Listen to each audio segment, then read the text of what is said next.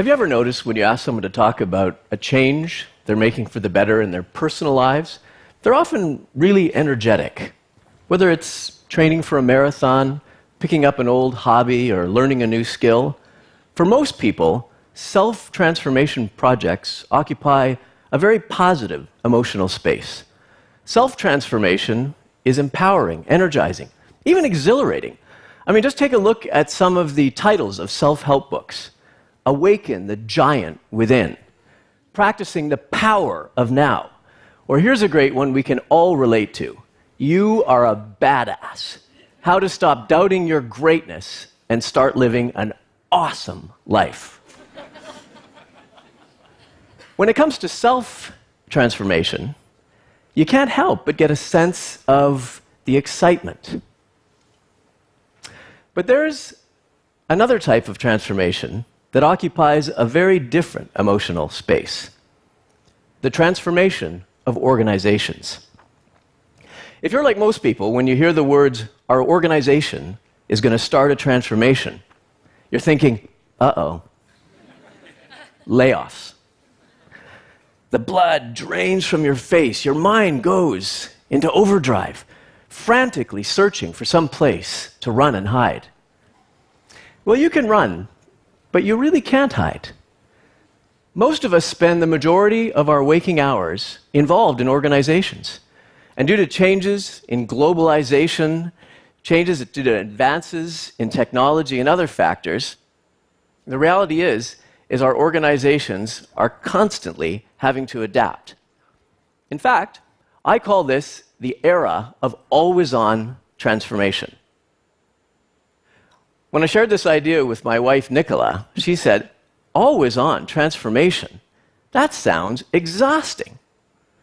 And that may be exactly what you're thinking. And you would be right, particularly if we continue to approach the transformation of organizations the way we always have been. But because we can't hide, we need to sort out two things. First, why is transformation so exhausting? And second, how do we fix it?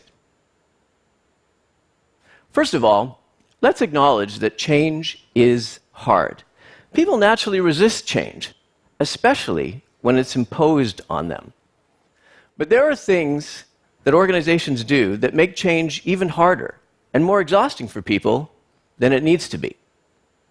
First of all, leaders often wait too long to act. As a result, everything is happening in crisis mode, which of course tends to be exhausting.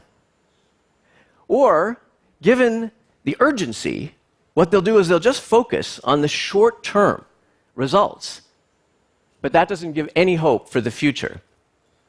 Or, they'll just take a superficial, one-off approach, hoping that they can return back to business as usual as soon as the crisis is over.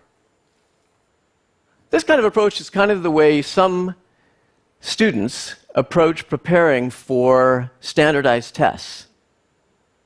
In order to get test scores to go up, teachers will end up teaching to the test. Now, that approach can work. Test results often do go up, but it fails the fundamental goal of education: to prepare students to succeed over the long term. So, given these obstacles, what can we do to transform the way we transform organizations? So rather than being exhausting, it's actually empowering and energizing. To do that, we need to focus on 5 strategic imperatives, all of which have one thing in common: putting people first. The first imperative for putting people first is to inspire through purpose. Most transformations have financial and operational goals. These are important, and they can be energizing to leaders, but they tend not to be very motivating to most people in the organization. To motivate more broadly, the transformation needs to connect with a deeper sense of purpose. Take Lego. The Lego Group has become an extraordinary global company. Under their very capable leadership, they've actually undergone a series of transformations.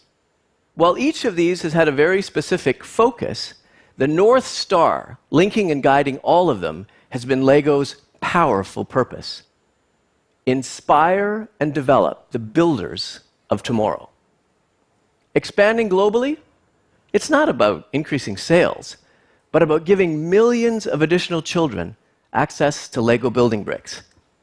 Investment and innovation, it's not about developing new products, but about enabling more children to experience the joy of learning through play.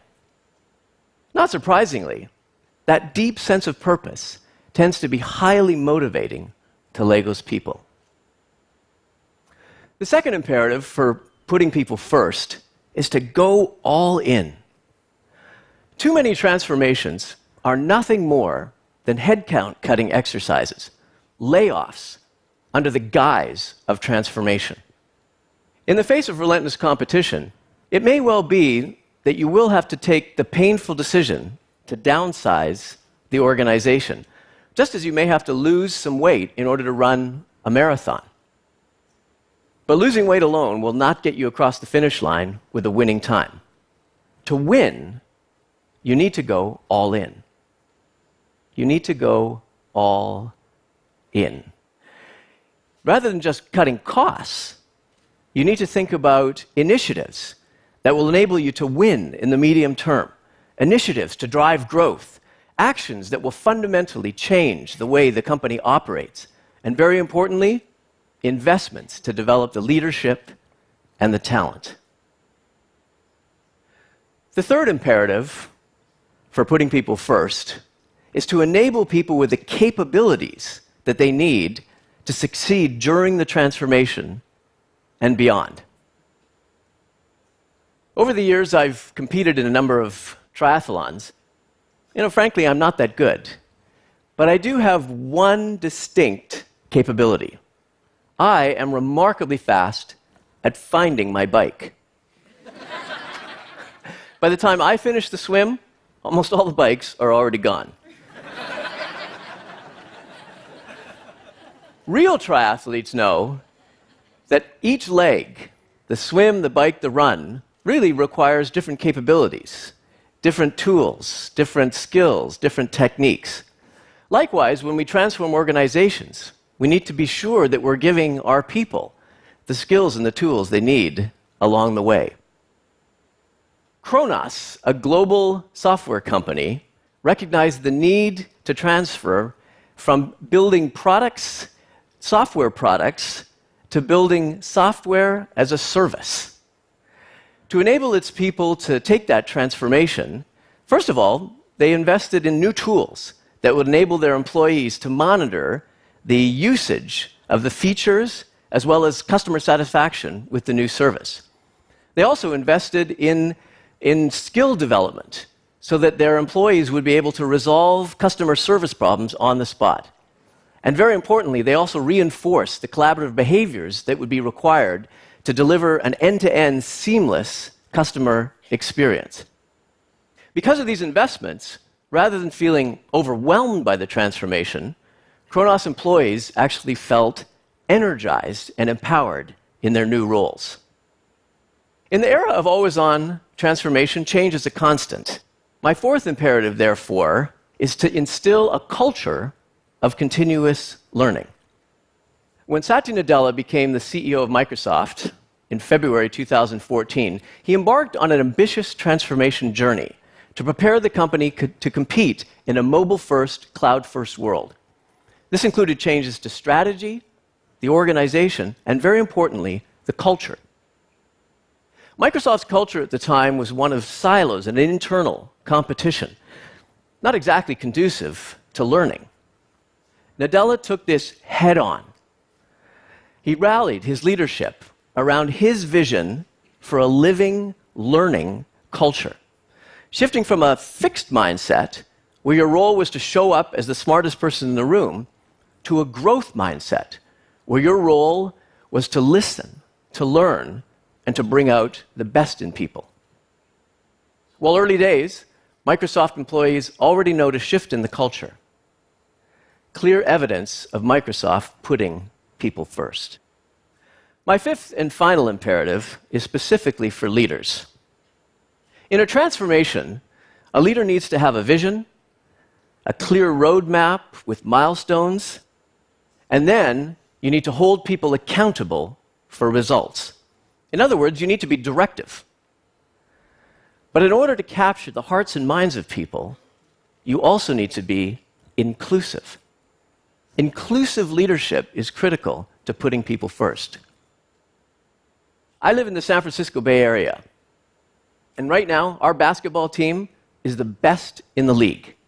We won the 2015 championship, and we're favored to win again this year. There are many explanations for this.